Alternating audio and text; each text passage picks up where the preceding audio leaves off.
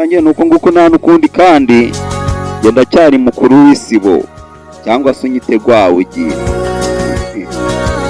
Muri ino minsi niko nitwa. Mu maboko yawe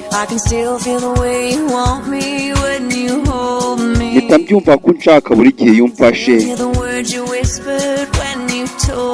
ndetse n'amagambo nyongorera umbwira ndabyumva. Mba numva ahangaha nahaguma iteka mu biganza byawe, kandi sinzi ko hari igihe kizagera nkakureka ukagenda. Nimba niyumvisha ko uwo munsi uzanagera ngo nkureke ugende, oya, kuko njye nawe tuzabana ibihe byose, tuzigira dutandukana njye nawe. Ndashaka gukangukira imbere y'amaso yawe y'igikundiro, ikihorera gutyo. Ni amagambo y'umukobwa bamwise Shania Twain, cyangwa se umwite Shania Twain. Ni akaririmbo ati mu mutima wawe numva uko utera buri gihe buri uko dusomanye, kandi ndabizi iyo dutandukanye ukuntu nkumbura cyane.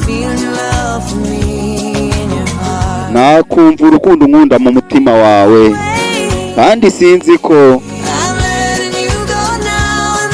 aka kanya nakureka ngo ugende ntago nabibasha, ndetse sinzi ko icyo gihe kizagera, kuko ngukunda cyane. Jewe ndaguhorana ibihe byose,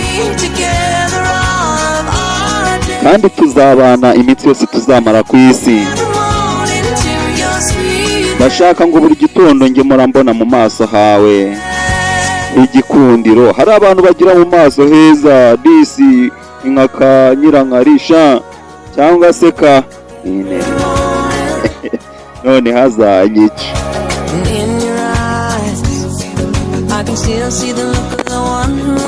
Ati iyo ndebye mu maso yawe rwose mbona ko unkunda bya nyabyo, kandi ndabizi ko muri iyi si nta kintu uzigera unsimbuza. Ati rwose ndabibona ko unkunda mu maso yawe. Ati sinzi ko aka kanya nakureka ngo ugende, sinabishobora. Umukobwa mukunda cyane, nanjye mbakunda cyane,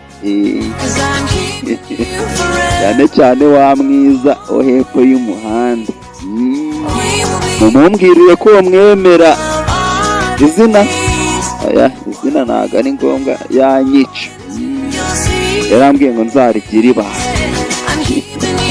ibanga, ukora ibisibo mu ibanga, nawe ibanga. Akaririmbo karacyajyayo, ati tuzagumana iminsi yose. Ndashaka ngo njye murankanguka ndeba mu maso yawe. Umukobwa ni mwiza byo, ati nshaka ko tuzabana ibihe byose tuzamarana ku isi. Nk'abantu mwe buriyo wakunze umuntu uba wumva muzasazana. Nanone by'iki gihe by'abantu batandukana bagihura. Ati mu maboko yawe niho nshaka kuguma, njye ndacyari mukuru w'isibo.